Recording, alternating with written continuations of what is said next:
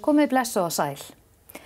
Að lifa af erfiða bernsku umræðuefnið að þessu sinni. Hvernig kemst fólk til manns og getur lifað góðu lífi þrátt fyrir mjög erfiða bernsku? Gestir mínir lifa fallegu og innihaldsríku lífi í dag og hafa lagt mikið af mörkum til samfélagsins. En þau fengu ekki gott start. Hvernig best að takast á við og vinna úr vandamálum bernskunar? Verið velkomin, Thelma Ásdísardóttir og Einar D.G. Gunnlaugsson. Takk fyrir. Takk.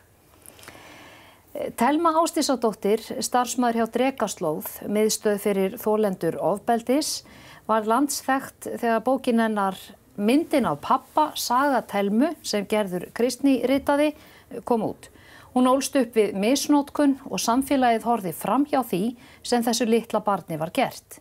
Hún hefur notað sína erfiðu reynslu öðrum til góðs í Drekaslóð. Einar D.G. Gunnlaugsson ólst upp við harðræði, fátækt, var á verngangi og upplifði sig alltaf sem fyrir, enda var hann oft sendur burt, meðal annars á Breiðavík. Í dag lifir hann einstaklega fallegu og hamingjuríku fjölskyldulífi, hefur menntað sig og 1000 fjallasmiður og það grær allt í kringum hann. Thelma, byrjum aðeins að þér. Það lásu ekki allir bókina og það líka alltaf að fæðast nýtt og nýtt fólk. Ef þú rifjar þetta aðeins upp, hvernig var þín bernska sem þú sagði svo vel frá í bókinni? Hún var verulega erfið. Ég ólst upp í Hafnarfirði við mikla fátækt, þannig að það svona bættist ofan á. Æska mín einkenndist öll af ofbeldi, margvíslegu ofbeldi. Það var kynferðislegt ofbeldi frá 5 ára aldri, svo ég muni eftir. Það var andlegt ofbeldi inn á heimilinu, það var líkamlegt ofbeldi líka. Sem sagt faðir minn var minn aðal ofbeldismaður og beitti mig og alla í fjölskyldunni miklu ofbeldi. Ég þurfti að horfa mikið á það til dæmis að hann meitti mömmu mína, sem gríðarlega erfitt fyrir börn. Nú það var reyndar dómsmál í minni æsku út af kynferðislegu ofbeldi og faðir minn sat í fangelsi tíma og það voru eiginlega bestu tímarnir þegar pabbi var ekki nálægur. En hann var að lokum sýknaður í Hæstarétti, skilja fáir hvernig sú niðurstaða fékkst, þar sem var búið að sakfella hann og annan mann í héraðsdómi. En faðir minn lét ekki nægja að misnota mig einn, heldur selur hann öðrum mönnum aðgang að mér líka fyrir áfengi og fíkniefni og peninga. Og skólaganga var fyrst mjög góð, það var svona gott vígi að fara til, þar fann ég skjól og leið vel. En það fór síðan út í einelti vegna þess að vandræðin á heimilinu spurðust út og við vorum svona vandamála fólk og sem sagt faðir minn fór ekki alltaf leynt með sína neyslu, átti það til að æða út á tröppur og garga yfir hverfinu. Þannig að krakkarnir í bekknum svona þetta spurðist út. Nú sömuleiðis var ég oft, ég var í annars konar fatnaði og heimurinn okkar var bara greinilega öðruvísi heldur en hinna barnanna. Nú sömuleiðis voru við kjaftasaga í bænum, þannig að ég efast ekkert það að foreldrar mjög margar hafa líka bara vitað að eitthvað var að og bara eins og fólk gerir. Talar saman og kannski ekki alltaf passa sig að börnum væri ekki að hlusta, þannig að það lag ýmislegt til barnanna í skólanum sem að þau kannski átt ekki að heyra. Þannig að þegar ég stálpast aðeins að þá ég lögð í einelti í mínum skóla og þannig að það bætist ofan á og það var mjög erfitt því að þá einhvern veginn misti ég þetta skjól sem að skólinn hafði verið. Og það var kannski svolítið sérstakt, eða kannski ekki sérstakt, ég veit það ekki. Mér fannst það athyglisvert þegar ég var seinna að vinna úr minni sögu, að þá fannst mér sterkt og skrítið af hverju ekki var brugðist við. Það voru svo margir sem vissu að það var eitthvað bogið við heimilið okkar. Nú dómsmálið var náttúrulega tók mörg ár og á meðan hefði verið kjörið tækifæri til þess að grípa inn í. Það voru mörg rauð flögg öll þessi ár sem að var einhvern veginn ekki brugðist við. Þegar maður, sko ég man, þegar ég fekk bókina í hendur, ég man eins og það hefði gerst í gær, því í hvað stól ég satt þegar ég var að lesa bókina eftir ykkur Gerði Kristnýju og einmitt þetta þegar verið var að senda því litla stelpu í leigubíl á kvöldin til einhverja kalla, að það, ég held að það hafi verið það sem manni fannst vera einna skelfilegast af því það var greinilegt að samfélagi vissi og ekki var brugðist við. Já, ég hef stundum velti fyrir mér hvernig lífið okkar hefði verið ef til dæmis þessi leigubílstjórar hefðu brugðist við og þetta var ekki bara seint nætur, þetta var stundum bara miðja nætur. Já. Og ég meina hvað eru lítil börn að gera með dauðadráttnum föður sínum í leigubílu miðja nætur út í ykkur að þvælast í ykkur vafasam húsnæði. Auðvitað á að tilkynna svona. Já. Einar, ég sá þegar að Telma var að byrja sína sögu þá sá ég að svona því var þungt andardrátt. Já, það bara hellist yfir mann sorg. Það bara gerir það. Það er bara ekki hjá því komið, sko. Og þú þekkir sjálfur svona harðræði og fátækt og bensku. Segðu okkur þína sögu í stórum dráttum. Ég er náttúrulega fæddur inn í ofsalega erfiðar aðstæður og ekki síður erfitt umhverfi sem braggahverfi, stórt braggahverfi á Skólavörðuholti. Og foreldrar mínir sem að móðir mín kom nú fluttu frá Færeyjum 1944-5, 24 ára gömul. Og þau fá, Gunnlaugur og hún fá bragga þarna á Skólavörðuholti. Og það var svona á tilfinningi mín svona síðan mér að annarkvæmt hefði ég ekki átt að koma undir vegna sem ég fannst ég oft vera fyrir. Og því til sönnunar þá má segja það að ég var settur í vistun hér og þar á bæ í Kjós, Minni Ólafsvelli og svo var færisk kona sem móðir mig þekkti sem að var nú bara með mig heima hjá sér og réði stúlku í vist til þess að vera með mér sko, þannig að það var verið að forða mér frá bara heimilinu. Hvers vegna veit ég ekki þá, mun sett aldrei fá að vita. En þetta síðan heldur áfram og svo þegar ég orðinn svona 6 ára, fyrir að muna vel eftir mér, 5-6 ára, þá ég skráður í Landakotsskóla. Og það var nú ekki verið að keyra krakka í skóla þá og hugsið ykkur það að 6-7 ára gamall sko, og fram á 8. ár þá ég að labba sko, ofan á skólanum alltaf vestur í bæ í Landakotsskóla. Og ég man eftir í 2 skipti í vondu veðra vetri. Þá var ég keyrður heim á skólanum í Svörtumaríu. Lögreglubílunum sem þá voru kallaði Svörtumaríur. Já. Og svo var hann bara þannig að ég hef sjálfsagt verið flokkað með ADHD eitthvað slíkt sko á þeim tíma, ofvirkur alveg fram úr hófi sjálfsagt. Og við strákarnir og holtir mikli prakkarar og svona og auðvitað var að þannig svona þegar fátæku umhverfi að þá ætlum við strákarnir í brökkunum að lifa okkur svona svipað og strákarnir í húsunum. Já. Sem voru kallaði þeir sem áttu heima í hverfinni kringu braggahverfið. Svo við vorum að hnupla náttúrulega svona pening sko til að kaupa okkur selgæti sko. Og fyrir það þá við þau í þeim tilfelli þá fékk ég að vita af því hvað líkamlegt ofbeldi var því að ég var beittur miklu harðræði út af minnsta tilefni. Nú og Gunnlaug var mikið á sjó, mikið frá heimilinu. Móðir mín vann gríðarlega mikið.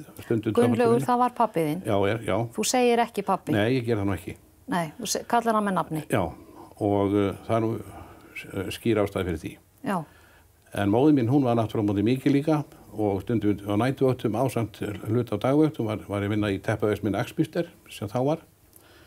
Og það kallaði náttúrulega bara á það að ekki bara ég heldur margir hérna í braggahverfinu, við vorum bara vergangi.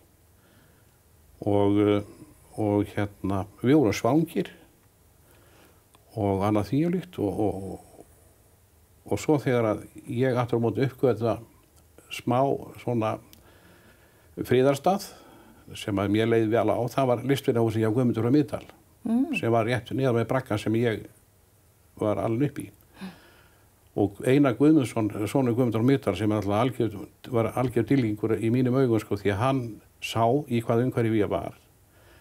Og ég var að fá kökur og svona kaffi hérna hjá þeim og þeir létu mig alveg óáreittan inn í listvinahúsinu innan alla leirkerfismiðir og annað. Og ég veit ekki alveg, það má vel vera sko að fyrir koma ég var sendur kannski við pakka til Lídíu, konu Guðmundur frá Miðdal, mömmu Einars Guðmundssonar. Ég veit ekkert í hvað pakkanum var, en þegar ég kom þá var Lídía með fullt hlaðborðað einhverju til að borða. Þetta má vera tilviljun, en mig gruna síðan mér að þetta hef ekki verið það. Býtu útskýrta betur. Þá var það þannig að Einar Guðmundsson, sem kallaði Bangi, að hann var að senda mig allavega nokkur skipti með pakka til Lídíu mömmu sinnar, sem bjó á Skólavörðustígnum, og hún tók við pakkar, en það var alltaf eitthvað að borða þegar ég kom þangað til hennar. Já, þetta var bara gott samfélag að bregðast við. Já, nákvæmlega, bara nákvæmlega. Sko. En harðræði sem var hjá mér í bernsku var til byrjaði bara í þessum pössinu sem ég var sendur hist og her og misgott fólk þar, en hérna síðan í Landakotsskólanum, þar var pínu harðræði hjá nunnunum og ég man þegar ég og vinur minn sem Óskar heitir, að við vorum að byrja að læra að flauta og þá náttúrulega veit ég það að strákar eru bara að flauta tíma og ótíma. Já.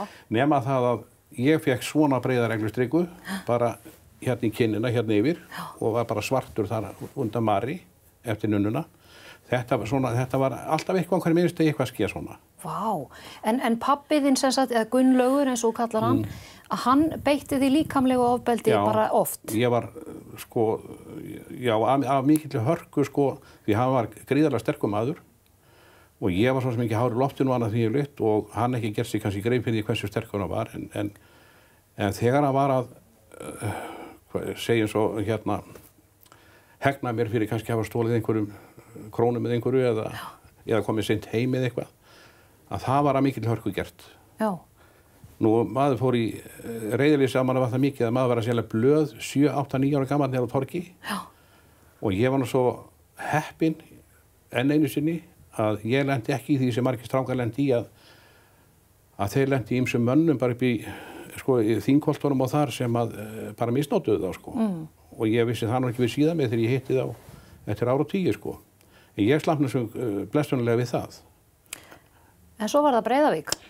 Síðan kemur að því að einhvern tíma þá voru vinir mínir að fara í sveit og það var ægilega spennandi að fara í sveit og einhvern tíma nefndi ég það við móður mín að hvort ég get ekki farið í sveit, svona almennilega sveitabæ. En það fjaraði nú út sko. En svo aftur allt í einu þegar ég er 11 ára, nei ég er að verða 12 ára, þá kallar hún á minni í eldhús og segir, heyrðu, nú er ég komið með hérna 2 valmöguleika fyrir þig. Það er annars vegar að fara í sveit á Jaðar, sem er hérna rétt hjá í Heiðmörkinni eitthvað þar held ég, eða fara vestur á hestabúkar þarna í Breiðvík. Þar er svakalega flott og strákarnir, það er bara í hestabúkar, það hugsa hross og annað þvílíkt og virkilega flottur staður. Og hvað gerir maður? Þú fer ekki að fara í Jaðar við Hreðavatn, eða við hérna Heiðmörkina. Nei. Þú ferð á hrossabúkarðinn. Já. Og það er ekkert með það. Þetta er í nóvember sem þetta er. Í loki janúar. Þá er ég bara að senda mig Katalínuflugbát í brjáluðu veðri. Sko, ég bara veit að ég fekk taugáfall í vélinni. Og sóttur, og hún lendir á Pattsfirði fyrir utan höfnina og mikill gusugangur og buslugangur á því lytt og ég sóttur opnum báti þar og er síðan hafður þar í 2 sólarhringa hjá yndislegri konu Erlu Hafliðadóttir sem þar var. Þar til að bóndi úr sveitinni þarna frá Hnjóti sækir mig og keyrir mig í Breiðvík. Og þá var leiðindar veður fyrir Múlan sem er þarna, sem er skaðræðisvegur að vetri til og vont veður og við vorum eiginlega, má segja, út af í 2-3 ganga á heiðinni yfir til Breiðvíkur og þegar við erum að fara niður brekkunni til Breiðvíkur þá bara hellist yfir mér sko svipur tilfinning og menn væri bara að fara til helvítis. Það var bara þannig, það var dimmt, lítil að ljósum og annað þvíulíkt og bara agalegt að horfa á þetta. Og þarna var ég í 2 ár við mikið harðræði, þetta var, ég spyr ekki á hana því að þetta var barnaþrælkun, við vorum átt að vinna alveg gríðarlega mikið. Þá voru 3 gamlir hestar á þessum búgarði sem átt að vera. Hestabúgarðinu sem þú sást í Hitlingum. Já. Og svo er annað sem er alltaf mjög stór hluti í þessu máli, að við liðum alveg virkilegar kvalir þarna strákarnir sem voru þarna og hugsaði þetta frá því að vera 7 ára, 8 ára upp í 15-16 ára. Síðan það þannig að hérna við sem erum þarna, við erum átt að vinna og hugsa kýtna sem voru þarna og annað því yfirleitt. Og staðsetningin á Breiðvík þess eðlis að það var vitað mál og það myndi aldrei fást sérmennta fólk til að hugsa heimilið eins og ætti að gera. Þannig að það var ráðið þarna alls konar fólk sem að hafði ekki, að mínum mati, nokkurt vita því hvernig á að umgangast drengi á þessum aldri og reyna skóla á til því að við töpum skólagöngunni sem kom niður á mig síðan mér þegar ég kem í bæinn og þá þarf ég að vera 1 ári faktist eldri en skólafélaga mínir því ég tapaði úr ári, rúmu. Og hérna, þannig svona var nú þetta í stórum dráttum, sko. Já, og þetta á mótunarárunum hjá ykkur báðum. Það svo einhvern veginn það sem að gerist hjá manni í bernsku, situr í manni oft ævilangt og einmitt hefur kannski miklu meiri áhrif heldur en eitthvað sem gerist þegar maður 26, svo ég taki dæmi. En við ætlum að gera auglýsingahlé núna og svo ætlum við að tala hvað varð ykkur til bjargar? Hvernig unnuði úr þessu þannig að í dag getið þið með sanni sagt að þið lifið góðu og gefandi og innihaldsríku lífi en eru ekki bara buguð og í hnút og einmitt þetta sko að fæðast inn í fátækt og stéttskiptinguna sem var, vera svangur, vera barinn, geti ekki einu svona kalla pappa sinn pappa. Köldu og hrjálegu húsnæði. Köldu og hrjálegu húsnæði. Sendur alltaf fyrir, sendur hinga og þangað og beittur harðræði víða en í dag að þá hérna veröldin svo allt önnur hjá ykkur og hvernig hafið þið farið að þessu? Hvað getið þið ráðlagt öðru fólki? Við viljum að heyra það eftir auglýsingahlé.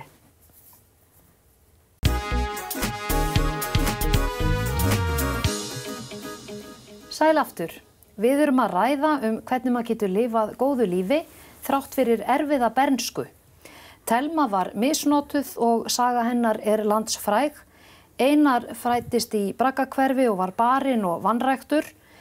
Hann var taugahrúga á vergangi sem barn hefur hann sagt mér og var sendur á Breiðuvík. En þau lifa fallegu og innihaldsríku lífi og hafa unnið vel úr sinni erfiðu reynslu. Ef við horfið tilbaka, og þú byrjar Telma, hvað var þér helst til bjargar? Hvernig stendur á því að þú ert þessi sterka geislandi kona í dag?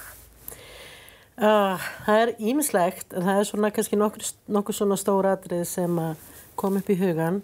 Fyrsta sem ég dettur í hug mamma mín. Ég get ekki hægt að dást að því hvað mamma var ótrúlega dugleg og seig að halda einhvern veginn hlutunum saman. Þrátt fyrir alla þessa brjáluðu kaotík sem að faðir minn bauð upp á, að þá var mamma einhvern veginn alltaf, hún var eina af þessum dásalögu konum sem að eldaði heitan hafragraut á morgnana og það var ýsa og kartöflur stappað saman við smjöri og í hádeginu og það var kvöldmatur og hún passaði upp á að við byggjum rúmið okkar og værum hreinar og snyrtilegar og allt þetta. Og ég enn þann dag í dag, þá skil ég ekki hvernig mamma fór að þessu öllu. Og gerði það besta úr litlum peningum? Já, og hún var sonur minn opnar ísskápinn í dagstundum og segir það ekkert til, þó það sé fullt til. Í rauninni var eiginlega ekkert til heima hjá okkur í æsku, en mömmu tók samt yfirleitt að búa til máltíðir. Hún til dæmis bjó til fiskisúpu úr ísusoðinu. Hún var bara ótrúlega útsjónasöm að sjá til þess að við til dæmis nærðumst. Þannig að hún bjó til svona ramma, takt í tilveruna sem ég kannski kunni ekki að meta sem barn. Var bara ekki meðvituð hvað þetta í rauninu var að skipta gríðarlega miklu máli. En ég veit í dag að þetta mjög stór partur af því að ég lifi af. Já. Og það var þáttur mömmu. Hún var einhvern veginn þessi klettur í þessum brjálæðis ólgusjó. Nú annað voru bækur. Ég leitaði gríðarlega mikið í sögur og ævintýri og lét mig dreyma endalaust aðra heima og samdi sögur sjálf í huganum. Og þannig að ég svona speysaði svolítið út í það. Og hafði svona flóttaleið inn í fallegri heim. Algjör flóttaleið bara og ég les enn þann dag í dag. Ég hef aldrei hætt að lesa. og alveg forfallin bókaormur, vill helst bækur og pappír, Já. ekki þetta rafræna því það ekki rétt að lyktin og svona, heyrist ekki skrjáfa og svona. Nú síðan held ég líka það hafi hjálpað gríðarlega til að þegar ég 14 ára gömul að þá fæ ég leyfi til þess að fara að æfa karate Já. í Reykjavík og þá var, þetta var svona, það var ekki mikið kannski svona sjálfsvarnar íþróttir að það var hægt að þjálfa það í Reykjavík og það kom svolítið beint frá Japan, þannig að það var ennþá, það var mikill ægi á æfingum, alveg svakalega mikill ægi og manni var refsað hiklaust ef að maður til dæmis stundu og kvartaði þá bara út í hotn að gera armbæður. Já. En ég kunni við þetta. Já. Mér fannst ég vita hann algjörlega af hverju ég gekk og ég fekk góða útrás, ég fekk að reyna á líkamann og spreyta mig og líka það að í upphafi og loka hverjar æfingar þá voru við skikkuð til að slaka á og hugleiða. Já.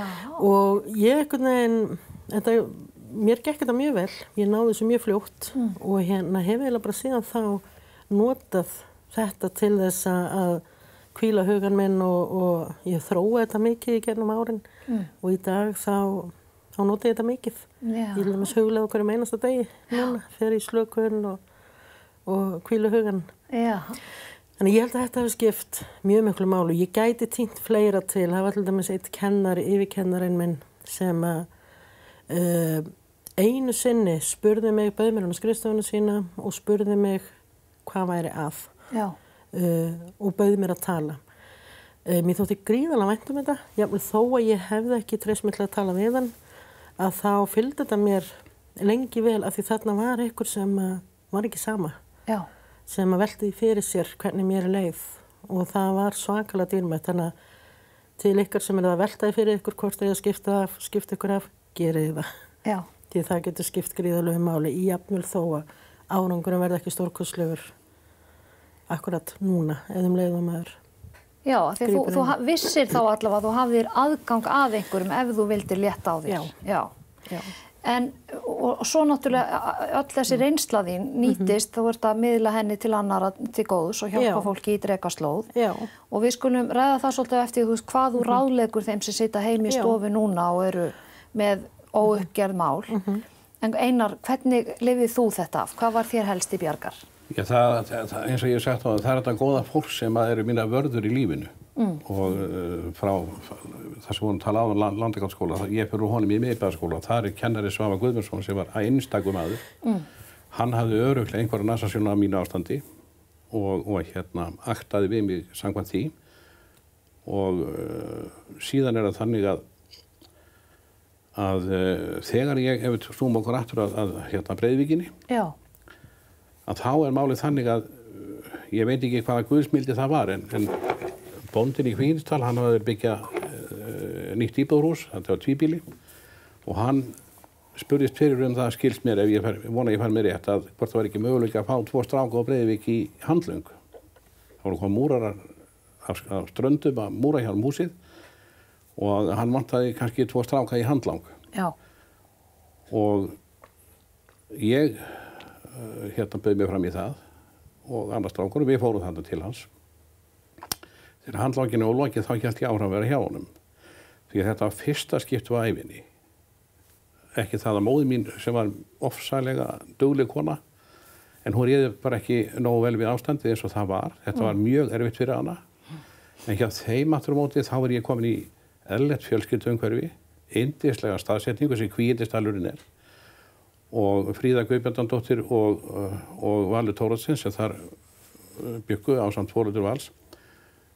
Þar hjá þeim er ég fyrsta skipti sem ég man eftir að hafa verið faðmaður og það var hún Fríða heitin sem gerði það. Hún faðmaði mig því ég kom inn eitt skiptið og Valur, öðlingurinn sem hann er sá maður, að í þessu umhverfi sem ég lendi hjá þeim, sem er enn aftur ein varðan í lífinu, að koma út úr slæmi umhverfi, slæmri reynslu, inn í þetta bjarta umhverfi sem var hjá þeim. Það er ekki hægt að meta svona til fjár. Hvað varstu gamall þannig að þú varst faðmaður fyrst? Á 13 ári. 13, já. Ég man ekki eftir því sem krakki og unglingur Nema það að hjá þeim, þar læri ég bæði handbragð til vinnu og ég eldi Val á Röndum sko til að sjá hvað hann var að gera og svona. En þetta yndislega fólk þarna í Hvílsdal, það er eiginlega stóra varðan mín. Því að ég var hjá þeim eftir þetta í 2-3 sumur og allt var spenntur að koma. Ég kláraði síðan gagnfræðaskólann og er alltaf í tengslu við þau og börni þeirra í mínum huga bara svona hálfgerði hálfsystkini mín. Já. Því við erum öll í sambandi og þetta er svo yndislega duglegt fólk alls saman. Þetta er nú þessi punktur gagnvart þessu og ég segi þarna að ég er kannski með einstakt tilfelli gagnvart mér að lenda á eingöngu góðu fólki í mínum vörðum í einu lífið. Svona á milli harðræðisins og vera lamin heima og svona, já. Þá lendur líka á góðu fólki. Ég vildi ekki vera barni sem hafði ekki þessa reynslu sem ég hef í því að hitta gott fólk. Já. Það er ekki gott.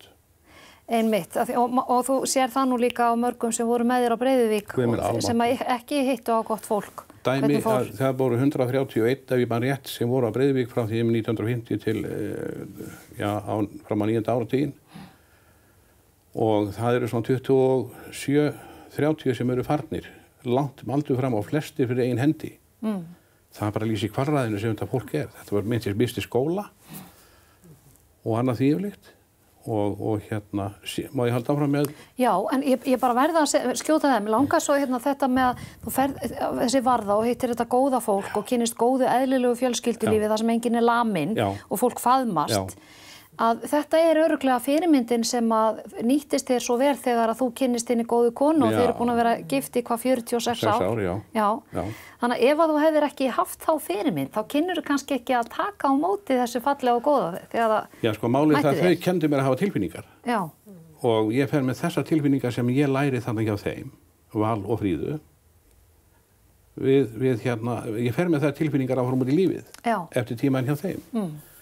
Og síðan kemur alltaf sagan Breiðuvík eins og hún var eftir á þegar Breiðuvík samtökin stofnuð og annað því líkt. Og ef ég á að tala þessar bætur sem að vera að reyna að bæta okkur, sko, það er náttúrulega þær eru bara hégómlega, sko, því að þetta er langt út í korti með það sem var búið að lofa fólki. Þetta bætti ekkert lífsástand hjá fólki, þessar krónur sem það fékk. En það sem ég segi samt er það að ljósipunkturinn í þessu ferli sem að ríkisstjórn Jóhannu Sigurðardóttur veitti var það að þessi sálfræði aðstoð sem hún bauð fram frítt, hefði mátt vera lengri, ég er ekki að segja það, en ég nýtti mér hana. Já. Og þá kemur stóri skaflinn, því að ég lendi hjá yndislegri konu sálfræðing sem að spilaði á taugarnar í mér, þannig að ég hjá henni opnaði mig gjörsamlega í fyrsta skipti 50-60 ár. Já. Og ég tæmdi þar alla tárakirtla sem til voru og sem betur fer. Þá upplifði ég það að mörg af þessum sálarsárum sem ég hafði, þau greru þarna í þessari meðferð. Já. Og ég segi út frá þessu, margur á svo erfitt með að ræða máli við nákomna. En það er auðveldara fyrir fólk í svona krísu að ræða við þriðja aðila. Og þá er ég að tala sálfræðiþjónustu eða hvaða þjónustu af því sviði sem er. Drekaslóð eins og Telma þekkir. Já, eina sem að háir fólki sem væri tilbúið að fara í þetta er það að sálfræðiþjónusta er faktisk ekkert inn í heilbrigðiskerfinu sem það niðurgreitt að neinu leyti og það er þröskuldur fyrir fólk að komast áfram. Já. En ég segi það að mín reynslu svo talaðu við þriðja aðila sem hlustar á þig, skilur þig. Já. Það er betra heldur en að þú kúast alltaf og lokar einhver inn í þér eða að tala við einhvern nákomið því þú tala líf honum. Já. Það er ekki rétt um mér. Jú, ég segi nú stundum að fólk, ættingjar ættu ekki að verða ráðgjafar hvers annars. Ég tek algjörlega undir orðan, sko, það er maður, og ég hvet alla sem að eiga sögu að fara og leita sér aðstoðar í besta falli. Þá eyðir fólk klukkutíma til einskis og kemst að raunum að það þarf ekki að gera meira. En ég hef raunum að langflestir komist að raunum að þessi ýmislegt sem þarf að vinna með. Mér langar líka svo að nefna að ég veit að það er svo gríðarlega algengt að fólk sem á sögu, ég meina við höfum öll nota alls konar leiðir til að lifa af. Við förum í hlutverk og við bælum og fristum tilfinningarnar okkar af því að við erum hrædd við að upplifa þær.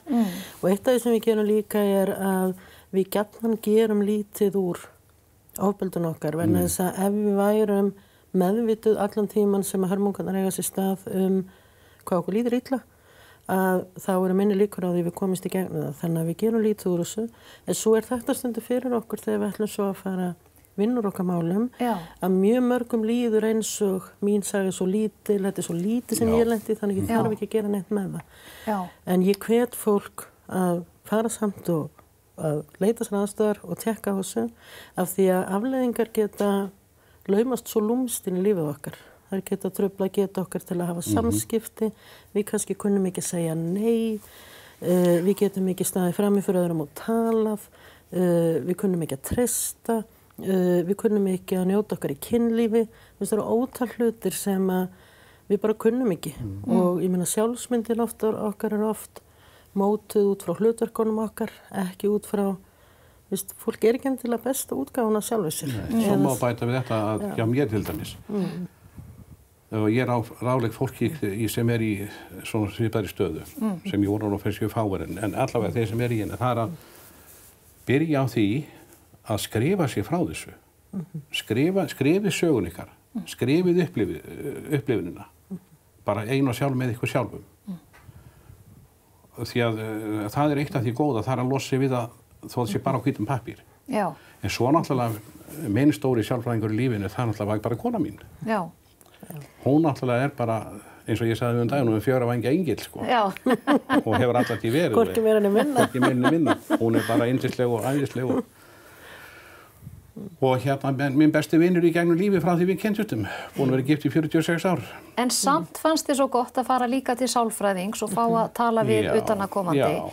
En er ekki margir sem að taka ekki það skref af því að þeir hugsa það svo langt síðan þetta var og það hafa nú margir aðrir upplifa verri en ég og þar með kannski sitja þeir bara í eymd og volæði og njóta ekki lífsins til fulls. Þetta er mjög algengt vandamál, alveg örugglega.